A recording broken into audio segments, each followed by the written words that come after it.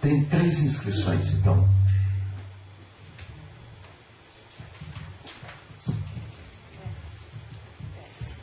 Então, e no caso particular de nós, pesquisadores, que fomos contratados sob um regime de tempo integral e dedicação exclusiva, o que acontece com a nossa classe diante dessa nova lei?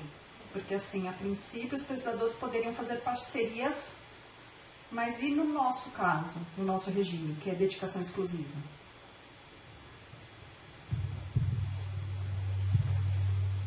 Bom, eu acho que quem deverá responder essa pergunta é a CPT. No meu caso, eu estou representando a CPT. Bom, eu queria fazer algumas considerações. Primeiro, parabenizar as falas. O Dr. Rossetto é sempre especialista em fazer um apanhado histórico que nos dá a condição de refletir sobre as coisas que acontecem atualmente em termos de legislação. E eu, particularmente, sempre aprendo com esse tipo de palestra. Muito obrigado, doutor Rossetto. O Rogério foi uma surpresa, grata surpresa, não o conhecia, e achei muito interessante o seu trabalho de pós-graduação. E é muito raro, né? Um pós-graduando, enfim, optar por um trabalho específico como esse, né? Focado exclusivamente nessa questão de legislação, de ciência e tecnologia. Então, nós temos poucas informações a respeito, né? Para nos embasar numa discussão importante e salutar. Eu queria, inicialmente, dizer que, com referência ao que o colega disse, com relação ao Instituto Butantan, endossando uma frase do Joaquim, né, que realmente o governo do Estado pouco investiu nessa questão da vacina da dengue. Eu sou pesquisador do Instituto Butantan, então eu posso falar tranquilamente sobre isso. E realmente, se não fosse a nossa Fundação Butantan, essa questão da vacina não aconteceria, como outras coisas também não aconteceriam na nossa instituição. Então, para quem conheceu a instituição há alguns anos atrás, mesmo com a presença da Fundação Butantan e conhece hoje, pode perceber uma mudança drástica na nossa instituição, né? Por uma simples razão. A direção do Instituto trouxe a Fundação para a instituição. Isso ocorre, é raro ocorrer isso. Normalmente, as instituições de pesquisas que têm a sua fundação, torna-se duas instituições que caminham paralelamente e não se cruzam. Isso acontecia com a Fundação Butantan e com o Instituto Butantan. A partir do momento em que a direção e a comunidade do Instituto Butantan trouxe a fundação para a instituição, tudo mudou radicalmente. E principalmente, que é o carro-chefe da instituição, que é a produção de soros e vacinas, né? Então, anteriormente, nós não tínhamos aprovação da Anvisa para produzir os insumos, basicamente com problema de água, com dinheiro da fundação, que é oriundo do Ministério da Saúde. Nós conseguimos, então, modernizar o parque industrial da instituição. E, com isso, nós, então, conseguimos melhorar a qualidade dos produtos e investir em projetos outros em decorrência da demanda da sociedade, né? Então, a vacina da dengue é uma delas. Nós tivemos um problema de atraso da própria Anvisa. O Ministério acabou comprando a da Sanofi, que é uma vacina, como já foi dito aqui, ela é menos eficaz que a nossa vacina do Butantan, né?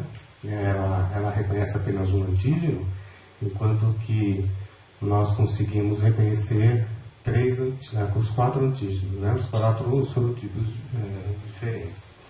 E a essa vacina, o projeto do Butantan é atrelar o antígeno do Zika vírus, porque a tecnologia de fazer a vacina já está pronta.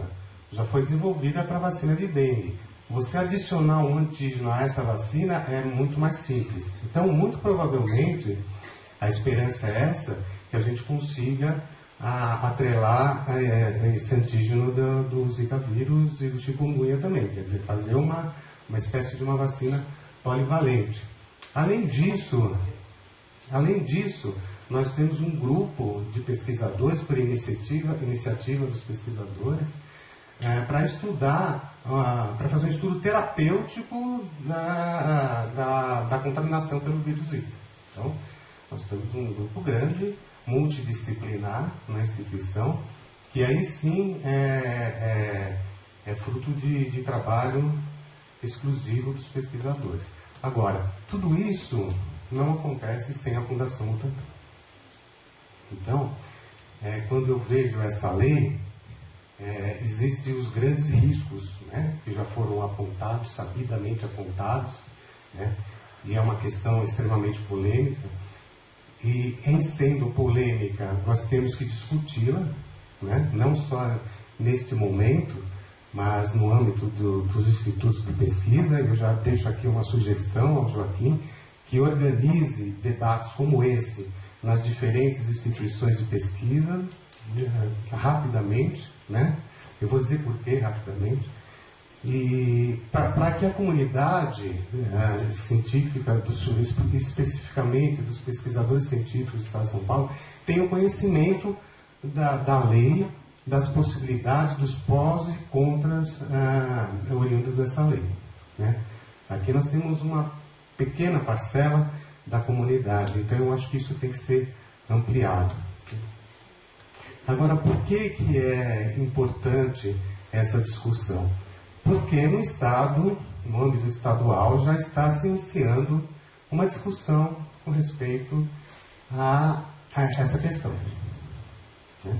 Porque existe uma demanda muito grande dos dirigentes, dos gestores de ciência e tecnologia do Estado de São Paulo, para que ocorra legalmente essa parceria do pesquisador com o setor privado. Isso já acontece nas universidades. Como que acontece na universidade? Acontece de uma maneira legal. Foi feita uma alteração na legislação da carreira de professor universitário, que prevê que o professor universitário despenda 8 horas por semana para trabalhar em parceria com o setor privado. Eu acho que foi uma das perguntas, é por isso que o professor universitário tem condição de fazer isso. Essa mesma proposta está sendo vinculada no âmbito do CONCIP e foi elaborada pelo professor José Goldenberg, que agora ele foi reitor, né? E isso foi implantado na época da sua reitoria, e agora ele é o presidente da FAPESP e ele está, então, sugerindo que se faça da mesma forma com os pesquisadores científicos, né? Mas essa sugestão foi anterior à promulgação da lei, né? Então, baseado nessa lei, eu acho que essa condição, essa alteração na lei 125 da carreira, ela deixa de ser necessária, né? Eu acho que se a gente usar para o bem, né, essa lei, a gente pode obter lucrar muito com isso. Eu não estou dizendo individualmente, pessoalmente, não, estou dizendo institucionalmente mesmo, né? Se as instituições atuarem de maneira atrelada à missão institucional, eu acho que essa lei ela vem para ajudar o pesquisador e a instituição. Só que ela tem que ser muito bem encarada e muito bem aplicada no âmbito das instituições de pesquisa. E para isso nós precisamos esclarecer a comunidade, esclarecer os dirigentes e mostrar para eles como nós podemos utilizá-la positivamente. Porque, como alguém falou, acho que foi você, ela veio para ficar, está aí. E isso é inevitável, né? podemos... Oi? Goela abaixo. Podemos discutir, tentar corrigir alguns aspectos, mas também nós temos que tentar adaptar-se de uma maneira positiva. Essa é a minha opinião com relação a isso. E no CONCIP eu ando muito preocupado, porque essa questão de OS, que é o lado negativo da lei, ela está fervilhando. Quando se fala em OS, brilha os olhos de algumas pessoas, né? Quem participou do CONCIP, algumas pessoas, em 2013, né, quando fizeram uma UE, vamos instituir novamente o CONCIP, e eu achava que a coisa ia ser muito legal, no fim parou, pela segunda ou terceira vez. Na ocasião, alguns dirigentes queriam mesmo, e querem até hoje, essa questão da transformação jurídica, da transformação do modelo jurídico. Tanto é que foi feita uma comissão, vocês sabem muito bem, que foi feita uma comissão para estudar especificamente o modelo jurídico das instituições. Não deu em nada, não chegou a nenhuma conclusão por causa da heterogeneidade das instituições. Então, é muito difícil você padronizar, né, as instituições do Estado de São Paulo, dos institutos de pesquisa especificamente. O Butantan, por exemplo, não tem interesse em fazer OS. Nenhum interesse, pelo menos não tinha até pouco tempo. De formas que eu acho que nós temos que realmente discutir isso profundamente. É importante que se faça discussões nas instituições, inclusive até com as pessoas que são a favor, que se manifestem, né, para que a gente faça um diálogo produtivo. Com relação à atuação do pesquisador, o pesquisador ele pode atuar. O RTI ele não está vinculado à carga horária. Isso que as pessoas confundem. O RTI ele especifica a função do cargo. Então, o que o pesquisador não pode fazer é atuar fora da função do seu cargo, né? Isso que é o RTI. Então, se eventualmente, um exemplo da lei, né, houver uma colaboração entre um instituto e uma empresa privada, e houver uma espécie de remuneração, que não deve configurar salário, né, mas uma espécie de remuneração específica para aquela prestação de serviço, isso pode. E a lei parece que prevê via fundação, né, via fundações, não é diretamente ao pesquisador. Então, é possível, quer dizer, o regime de tempo integral permite isso. Tá? E é isso. Infelizmente, nós estamos num problema bastante sério nas instituições de pesquisa, que é realmente a falta de pesquisadores, né? E aí, o que vem acontecendo? Né? Vem acontecendo que estão havendo contratações paralelas pelas fundações, né, de apoio, em contrato CLT. Eu dirijo um laboratório no Instituto Butantan. 5 estudantes foram contratados pela Fundação Butantan para atuar como pesquisador, né? Mas por que isso? Porque o governo,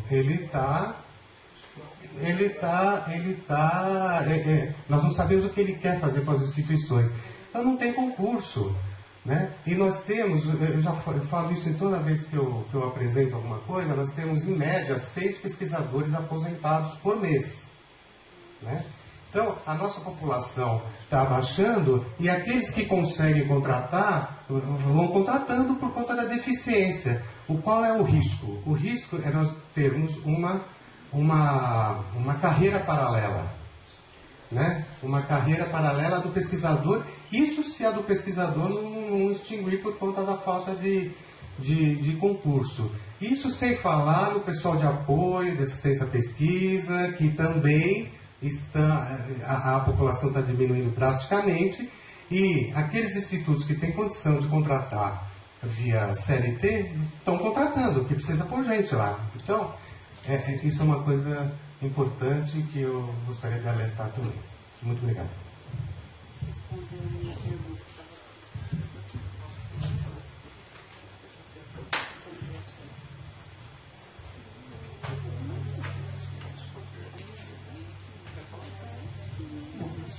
Pessoal, nós temos mais a Maria inscrito. Aí, devido ao tempo, a gente pode registrar mais duas pessoas, ou uma pessoa por duas. Pode ser assim, Joaquim? São agora meio-dia e 10. Tá? Bom, vou dar meu ponto de vista sobre essa questão que foi levantada, como fica a situação dos pesquisadores em relação a essa nova lei, com relação às parcerias.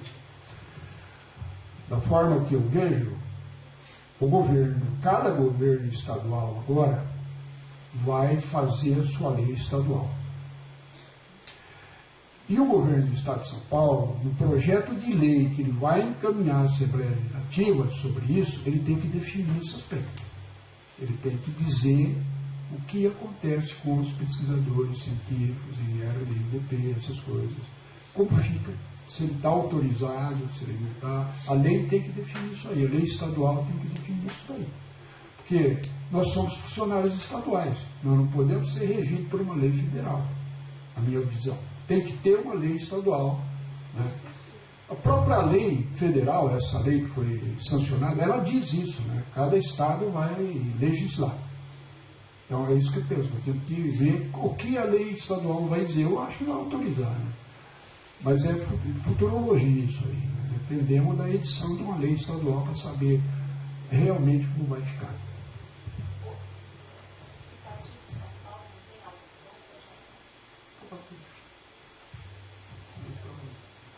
Bom, sobre essa questão, qual é o nome do... Orlando. Questão do senhor. Bom, analisando essa lei, né, recém-publicada, de uma forma histórica, né? E o que isso implica para todos que estão aqui, para as universidades e para todos os brasileiros, de fato. Em perspectiva histórica, né? Muitos dos institutos de pesquisa foram criados muito em função de uma estratégia do Estado em atuar em certas áreas que eram prioritárias, saúde, agricultura e por aí vai, né? Então todas as estratégias de desenvolvimento científico e tecnológico dessas instituições estavam atreladas a uma estratégia de desenvolvimento econômico impulsionada pelo Estado, né? Era o Estado que intervinha na economia, criou essas instituições justamente para dar conta daquilo que até então não existia, né? Foi daí que foram surgindo esses diversos institutos. Então, vamos dizer assim, era um período de fartura para essas instituições. Então, muitos pesquisadores foram contratados em todas elas, isso vale não só para o Estado de São Paulo, mas para o Brasil de uma certa forma, né? De uma forma geral. Pesquisadores foram contratados, recursos para pesquisa, várias áreas de pesquisa, que foram resultando nesses ganhos que a gente observou. Crise econômica, década de 70, década de 80, isso sofreu um grave impacto, sobretudo no financiamento dessas instituições. Década de 90, neoliberalismo implantado no mundo e no Brasil especialmente. O que acontece com essas instituições, né? E como passa a ser a estratégia de inserção no mercado das empresas ou das transnacionais, né? O nosso parque industrial de capital nacional, ele é todo transferido para as transnacionais, então deixam de existir empresas brasileiras. Todas as empresas estatais, todas praticamente, exceto a Petrobras aí em certa medida, são privatizadas, são vendidas, então todas aquelas instituições que estavam ligadas a essas grandes empresas, Telebrás é um grande exemplo, né? Deixa de fazer aquilo que ela vinha fazendo enquanto atividade de pesquisa e passa a prestar serviço. Isso, no contexto geral das instituições de pesquisa, o que vai acontecendo? Vai acontecendo um sucateamento delas. Por quê? Porque elas já não passam mais a estar atrelada a essa estratégia, né, de desenvolvimento econômico, tal, essas empresas públicas. Então, o recurso vai ficando escasso, porque ao invés de ser a estratégia de desenvolvimento econômico, entre aspas, a estratégia de inserção não está mais na mão do Estado, mas é a empresa transnacional que vem atuar na área de telecomunicações e acaba falando e determinando tudo o que vai acontecer aí, traz toda a tecnologia, desenvolve tecnologia onde quer que seja, onde ela quer. Então todas essas instituições vão sofrendo com isso, e as instituições públicas, né? Então vai diminuindo o recurso, a contratação de mão de obra vai diminuindo, tal. Então a década de 90 é vista como um lapso muito grande em tudo isso, né? Um sucateamento. Junto à inserção do neoliberalismo vem uma espécie de modelo para a salvação das instituições de pesquisa. E qual que é o modelo? Vamos nos vincular ao setor produtivo. Olha, está vendo os Estados Unidos, as instituições de pesquisa lá sobrevivem porque fazem pesquisa para a empresa. Então a gente tem que fazer a mesma coisa aqui. Então esse modelo começa a ser introjetado fortemente, a ser aceito fortemente, mão de obra começa a ser qualificada, né, segundo essa concepção, mestres e doutores começam a ser formados a partir daí, você tem que empreender, tal. Então muita gente é formada sob essa concepção, o que faz com que a universidade seja um dos os espaços em que essa ideia seja mais defendida, né? Aí, então, se vincular à empresa é a nossa tábua de salvação. Para a nossa sobrevivência, nós temos que fazer pesquisa para a empresa. Aí, bom, isso é um modelo vindo da universidade. Aí agora, quando você vai perguntar para a empresa se esse é o modelo a ser seguido, que é o que mostra os dados da Pintec. Bom, a universidade vê como tábua de salvação se vincular à empresa para fazer pesquisa e sobreviver. E a empresa vê a universidade como locus, ou as instituições de pesquisa, como locus privilegiado para essa estratégia inovativa? Não. Elas não precisam. Uma coisa é falar assim, olha, eu estou aqui, vem, eu faço o que você quiser, agora eu tenho facilidades. E outra coisa é a empresa, de fato, querer aquilo. Ela não precisa disso. Aí, desde a lei de inovação de 2004 até agora, né, era uma lei permissiva nesse sentido. Olha, você, empresa, tem todas as benesses, inclusive a lei do bem, para fazer isso. Não deu muito certo. A gente observa alguns exemplos de que isso ocorreu, tanto que a gente fala, bom, a Monsanto fez parceria com não sei quem, a HP fez parceria com não sei quem. Mas quando a gente olha nos dados gerais, inclusive são os dados que eu falei para vocês da Unicamp, a gente vê que isso não é tábua de salvação. Que a gente continua numa descendente nas instituições de pesquisa. Universidades e institutos públicos, né, sobretudo, começam a viver essa descendente. Então tem muito desse problema, né, entre o que o modelo determina, vindo da universidade, por isso que é interessante destacar que toda essa concepção parte da universidade, e aquilo que o setor produtivo quer. O que ocorre com essa lei recém-aprovada? Todos aqueles dados que eu apresentei provavelmente começam a ocorrer mudanças ali. Porque tudo aquilo que era atribuído à pesquisa da universidade, pela universidade, vai poder ser atribuído pela empresa, mas quem vai financiar? Recurso público. Então todo aquele recurso que era destinado às instituições de pesquisa, vão poder ser destinados a entes públicos, aliás, privados de interesse público, e vai poder ser contabilizado de uma outra forma. Então, o que é visto como tábua de salvação é de fato uma tábua de salvação, e outra, observando muito essas tendências que estão ocorrendo. Mais do que recorrer às instituições de pesquisa para fazer pesquisa no território brasileiro, o que as empresas transnacionais, sobretudo, os grandes laboratórios, mesmo as nacionais, né? Não é porque um laboratório farmacêutico criado no Brasil, existente no Brasil, que ele vai ter uma estratégia diferente de uma empresa transnacional, mas a mesma estratégia de, bom, fazer essa parceria muito mais do que estimular a pesquisa, é poder se apropriar daquele resultado e mais, não permitir a divulgação daquele resultado, é o que tende a ocorrer muito fortemente. Não sei se algumas pessoas aqui tiveram, por exemplo, acesso a um artigo publicado por um prêmio Nobel, acho que em Biologia ou Química, não me lembro o nome dele, que ele estava na folha de pagamento de uma empresa farmacêutica norte-americana, um prêmio Nobel na folha de pagamento de uma empresa farmacêutica. Que depois de um certo tempo ele disse, não, mais do que as pessoas pensam, né, o cidadão pensa, normalmente ele atribui à indústria farmacêutica um interesse em curar doenças. Ele falou que não, o interesse da indústria farmacêutica é tornar a doença crônica para que ela possa reproduzir os lucros dela. Então toda aquela pesquisa que identificava ou que levava a um potencial cura de qualquer doença era uma pesquisa barrada. Eles não deixavam ela prosseguir. Por quê? Porque não interessava a indústria, a empresa, fazer aquele tipo de pesquisa. E a mesma coisa vale para o potencial científico e tecnológico brasileiro. de ser olhado da mesma forma, de estar na mesma estratégia. Então, muito mais do que desenvolver pesquisa propriamente, quando você está vinculando a uma empresa propriamente, talvez a estratégia sendo utilizada por ela seja essa, de impossibilitar que, de fato, aquela pesquisa seja desenvolvida. Então, muito do que essa lei permite agora, da criação de OS, tal, tem que ser visto com esse cuidado, né? Do que a gente espera para a ciência e tecnologia, o que a gente espera das nossas atividades, né? E será que isso, de fato, essa lei é uma tábua de salvação se ela permite a sobrevivência das instituições de pesquisa, se a missão delas será concretizada por meio dessa lei, ou se a gente vai levar ainda um desmonte ainda maior, ou mais, a um maquiamento de toda a situação, né? Porque ao invés de Instituto Florestal, você vai ter uma organização social, Instituto Florestal. Ou várias organizações sociais prestando serviço para esse Instituto Florestal, cujo estatuto jurídico será outro, né? Então, o que isso traz de fato para essas instituições e para aquilo que a gente espera enquanto pesquisa? Pergunta da Maril.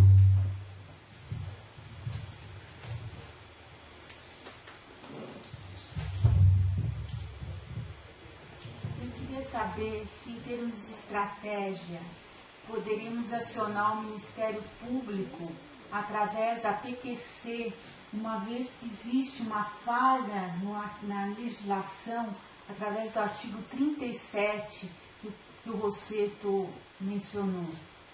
Aí o Estado de São Paulo seria o pioneiro a chamar, através de um diploma jurídico, o problema que está ocorrendo. Essa possibilidade... Através do Goldman, que criou a carreira de pesquisador. Através da assessoria jurídica, através do Goldman, no velho Goldman, que criou a carreira de pesquisador. Essa possibilidade, no momento, nós não temos como entrar com ela, porque a lei federal ela exige que um ente federativo que entre. Aí ontem até nós vimos essa possibilidade, então uma delas seria, por exemplo, a CUT, que é uma organização sindical nacional, poderia entrar. Então, nós vamos ter que esperar, a PQC nesse momento ela não pode. A hora que ela estiver no estado de São Paulo, se permanecer esse mesmo problema, porque a lei, vamos ver a hora que sair a lei federal, a estadual. Se ela tiver, aí a PQC pode entrar. Com relação à questão da carreira, a gente vê essa lei é uma ameaça, porque ela vai facilitar com que várias instituições hoje, os 19 institutos, possam, do dia para a noite, ter uma OS dentro dele. Porque já está organizado os NITs. Vocês sabem que uns 4, 5 anos atrás, foi colocado e formado os NITs. E esses NITs estavam em stand-by, porque eles não tinham respaldo jurídico, e agora tem. Assim que o governador sancionar, esses NITs passam a ser de direito privado, né? Pode ser uma fundação de direito privado ou uma OS de direito privado. E esse NIT, ele vai vender os produtos gerados pelo Instituto, bem como contratar a mão de obra. Mas a mão de obra que é contratada por CLT, normalmente ela não é contratada com uma coisa permanente, ela vai ser contratada por projetos, à medida da demanda, como acontece com a Fundação Butantan, né? Tem uma necessidade de fabricar vacina, contrata gente. Acabou aquela necessidade, manda embora. E com isso, o que acontece? O país não se desenvolve, porque você não cria uma massa crítica que vá permanecer durante vários anos e principalmente com algumas questões que necessitam vários anos ou gerações para se ter um resultado. Como é o caso do melhoramento genético de espécies perenes, né? A seringueira hoje, ela está, vamos falar assim, um exemplo de uma perene que está tendo resultado, mas foi devido ao trabalho de 40 anos atrás, para você. Até mais. Então, se não tivesse essa permanência dentro de um instituto, nunca se chegaria a um cultivar de seringueira promissor. E isso, não só com isso, mas como a questão que ele levantou aí dessas emergências, né? O Instituto Butantan está conseguindo fazer uma vacina para dengue, porque tem todo um arcabouço científico e tecnológico para poder desenvolver. Não tem como do dia para a noite você chamar meia dúzia lá e falar, vamos fazer. Não vai sair. Né? E o Miguel já saiu, mas a gente ele falou questão de aluno e é mão de obra barata, mas o aluno também está aprendendo. Eu sempre trabalhei de graça, porque você tendo a oportunidade de trabalhar de graça, você não está trabalhando, mas você está aprendendo. Então, às vezes o estudante pensa, se sou mão de obra barata. Não, estou aprendendo. Se ele tem que usar a cabeça para aprender, não para ser só mão de obra barata. E isso faz parte do crescimento, né, e do desenvolvimento. Então, quando foi criada as pesquisas, né, os cursos de pós-graduação dentro dos nossos institutos, demorou muito porque existia muita resistência. E hoje a gente vê que os cursos de pós-graduação estão dando uma sobrevida a vários institutos e as várias linhas de pesquisa. Né? E isso é uma questão que a gente tem que levar em consideração, porque outra situação que o Orlando falou é essa questão. Hoje nós estamos quase 70%, um instituto mais, outros menos, mas 70% dos cargos vagos. E isso não é de 2, 3 anos para cá, isso é desde 2000. Vamos colocar aí, eu acho que 30 anos atrás, mas em 95, quando o Covas entrou, isso foi mais pronunciado porque teve o programa de demissão voluntária, né? E então isso esvaziou um pouco o quadro. Depois teve o Poupa-Tempo, esvaziou mais ainda o nosso quadro, e depois não teve concurso. Né? São vários anos aí sem concursos expressivos. E isso é uma tendência para quê? Para favorecer as empresas. Né? Não, isso não é por acaso. Não, porque o Estado isso é caro para o Estado. Não é. Nós somos 0,05% do gasto do Estado. A questão de a gente do Estado não investir em nós é proposital. É para abrir espaço para as empresas, para nós não sermos concorrente, ou para o Estado não ser concorrente da empresa. Né? Porque nós, passa o governo, nós estamos falando e estamos fazendo as coisas. E isso não interessa. É o caso aqui que você citou da Monsanto. Ela, quando veio para o Brasil, primeiro ela comprou várias empresas que trabalhavam na linha dela. E simplesmente fechou. Não foi sumindo com as marcas. Foi deixando as marcas até o medida que ela foi pegando, a hora que foi, assumiu tudo. O milho que custava R$100 a saca, hoje custa 600. Né? O saco era vendido por quilo, hoje é vendido por semente. Então, a tecnologia, nós estamos na mão delas. Se o Brasil quer produzir milho, tem que comprar milho da Monsanto. Não tem de outro lugar para comprar. Porque ela desfacelou todos os concorrentes e o Estado, através de políticas, faz com que o Estado seja fraco. Desmontou a CAT, que produzia semente de milho, desmontou o IAC, que produzia variedade de milho e coisa, quer dizer, não contrata mais gente para trabalhar com, vai consumir. Então, o interesse são de organizações. Então, essa lei não veio para beneficiar. Tem as benéficas se a gente quiser utilizar, mas ela veio mais, foi para beneficiar as empresas. Né? Nós podemos tirar proveito dessa lei, mas a gente tem que ser muito esperto para essa questão das parcerias, mas ela foi implantada não com o intuito de melhorar, mas com o intuito de favorecer as empresas. Bom,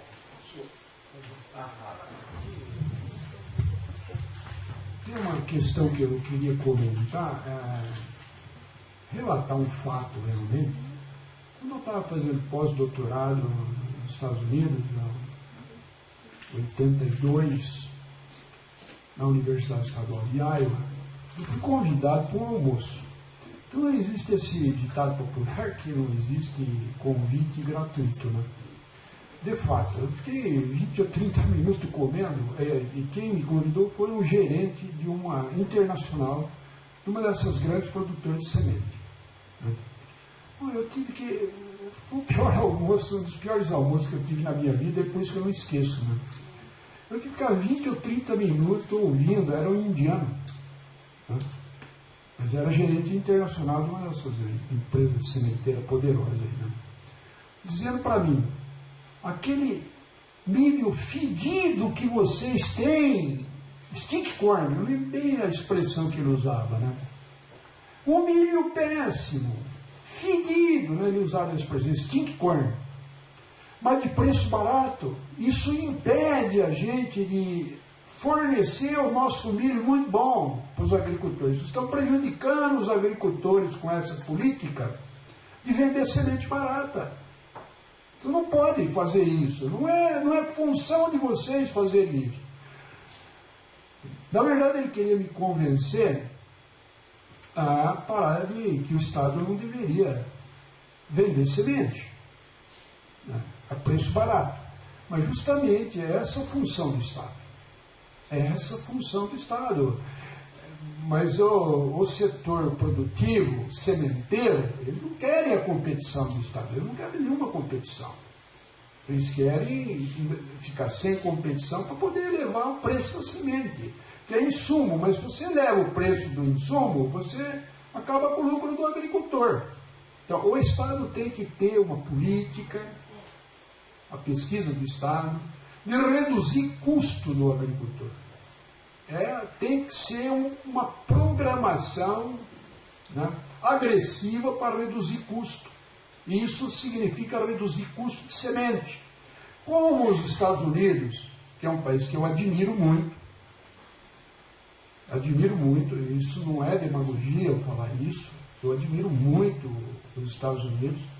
Eu vivi lá 4 anos, gosto muito do povo americano, e discordo frontalmente dessas políticas externas do governo americano, né, de políticas hegemônicas, né, de bombardear os outros, de impor os seus interesses ao planeta. Isso tem muita gente dentro do próprio Estados Unidos que não concorda com essas coisas. Né? Quer dizer, a minha postura é apoiar políticas solidárias. Então, eu tenho as minhas divergências, não com o povo americano, divergências com políticas que são implementadas. Né? Agora estou lendo um livro aí de um americano iluminado chamado John Perkins, né? Assassinos econômicos. Ele foi um assassino econômico, né? Ele ajudou a matar o Trujillo, né? É legal ele explicando isso, por que o Trujillo tinha que morrer, né? Foi o governador do Panamá, né? Patriota, que eu não conheci.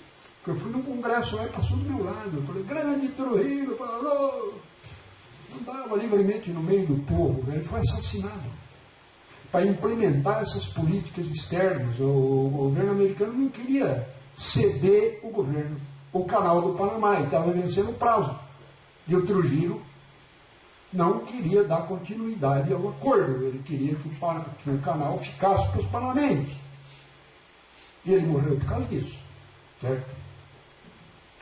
O contrato era de 100 anos e o contrato estava vencendo. E o Trujillo não abria mão. Não, esse canal é dos panamenhos. Eu não vou abrir mão. Ele falava para o João Perkins, vocês podem me matar, eu sei porque você está conversando comigo. Eu não vou abrir mão. Eu não vou desistir. pode me matar. E mataram mesmo. Então, isso aqui o João Perkins explica, tem até um YouTube. Então, eu sou contrário a essas políticas hegemônicas, eu não sou favorável a isso. Mas eu sou um admirador do povo americano. Eu morei lá 4 anos e eu gosto muito deles. Uma das políticas que os Estados Unidos têm é que todo cultivar feito pelo Estado não é protegido. Todos os cultivares de planta, de milho, de feijão, de arroz, de trigo, feitos pelo Estado americano são de livre uso. Justamente para que qualquer sementeiro use a tecnologia do Estado para produzir semente a baixo custo, para não onerar o agricultor americano. Então, esse é o papel do Estado, reduzir custo e não contribuir para que o preço da semente se eleve. Mas isso não interessa ao setor sementeiro. Então, na verdade, o Estado, quer dizer, essa é a situação. Se nós não tivermos um governo realmente democrático, que reflita o interesse do povo, tivermos um governo plutocrático que represente o interesse das corporações, nós não vamos ter o Estado fazendo semente gratuita ou livre de proteção intelectual para fornecer aos agricultores, como tem os Estados Unidos. Essa é uma questão que eu queria expor. A segunda questão, e isso é mais uma colocação para se contrapor um pouco à ideia do Rogério, que eu falei que eu tenho uma formação de agricultura, né? Então, é a seguinte: quando essas grandes corporações que pressionaram o governo americano a impor ao mundo essa lei de patente, patenteando seres vivos, é porque, com a biologia molecular, eles tinham descoberto essa técnica de inserir em seres vivos genes de outros seres vivos. Essa engenharia genética, né? E interessava patentear isso, porque isso gera bilhões e bilhões de recursos. Né? Então, eles conseguiram fazer isso da forma que eu expliquei. Então, eles detêm, por exemplo, uma patente que é planetária. Né? Vamos supor, citar um exemplo, dois exemplos, que são os genes mais conhecidos aí da agricultura. Né? O Bacillus thuringiensis, que comido por lagarta, mata a lagarta. Né? É um inseticida biológico, né? O Bacillus thuringiensis. Então pega o gene do Bacillus e insere na planta, a planta mata a lagarta que come ela. Né? E outro gene é esse de tolerância a herbicida. Né? Cada grande empresa está conseguindo bactéria tolerante ao herbicida, pega o gene dela que confere a tolerância, insere dentro da planta, a planta fica tolerante ao herbicida produzido pela empresa. Né? Agora, veja bem. Então, essa empresa ela tem a patente planetária desse gene. Mas para ela ganhar dinheiro, ela precisa inserir esse gene dentro de cada cultivar, em cada local do mundo, porque as cultivares não são universais. O gene é universal. A patente vale para o planeta todo. Mas para ela ganhar dinheiro com esse gene, ela precisa que esse gene seja inserido no máximo possível de cultivares, através do globo, através do planeta, na África, na América do Sul, na Ásia, na Índia, entendeu? E aí, ela vai pôr um pesquisador em cada micro-região do mundo para fazer isso? Não vejo porquê. É mais fácil que o Estado, a instituição estatal de cada região do mundo faça isso para eles. Então, no caso da agricultura, a grande empresa tem sim interesse que o pesquisador local faça esse serviço para eles. Faça cultivar local, transgênico, com o gene deles, para fazer uma parceria e ganhar dinheiro junto. Com isso, eles aumentam o rendimento deles, eles colocam o gene deles em cada parte do mundo e evita que o Estado seja competidor deles. Então, é isso que eu queria explicar, deixar bem explicado, essa questão. Entendeu? Bom, eu acho que isso está certo.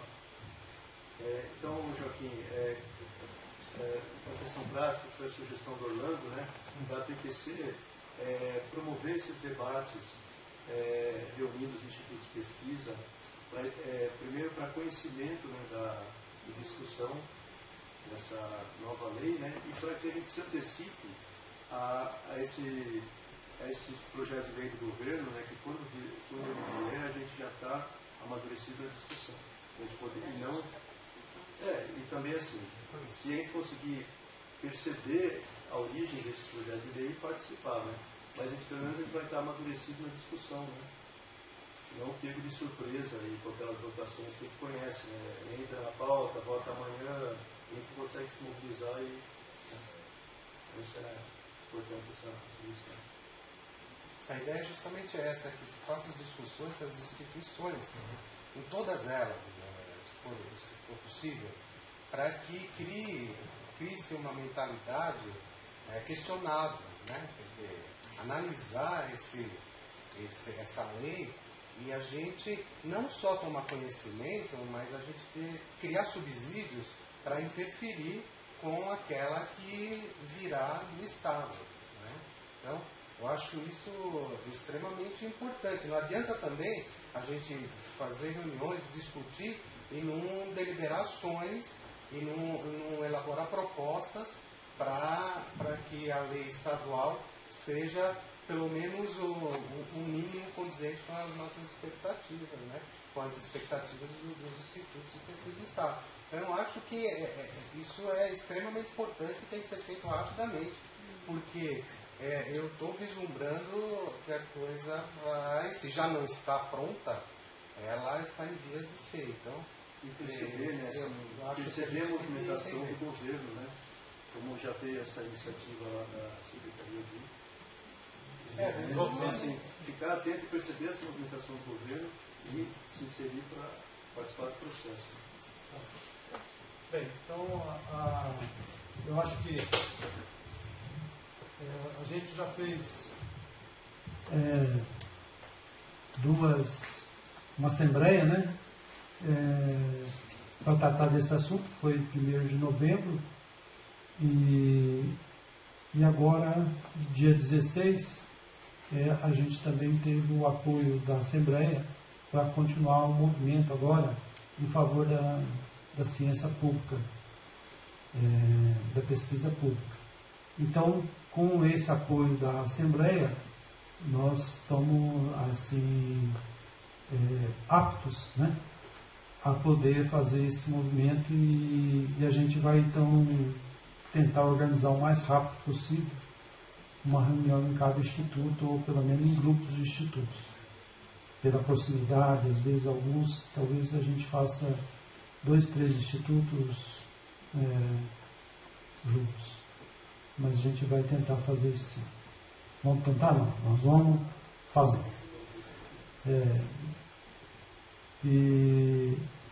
Bem, eu agradeço, não tem mais pergunta? Então, eu agradeço a todos, agradeço principalmente ao Rogério, ao Dr. Rosseto pela grande explanação. Agradeço por me ajudar aí a controlar, porque eu sou muito ruim para controlar.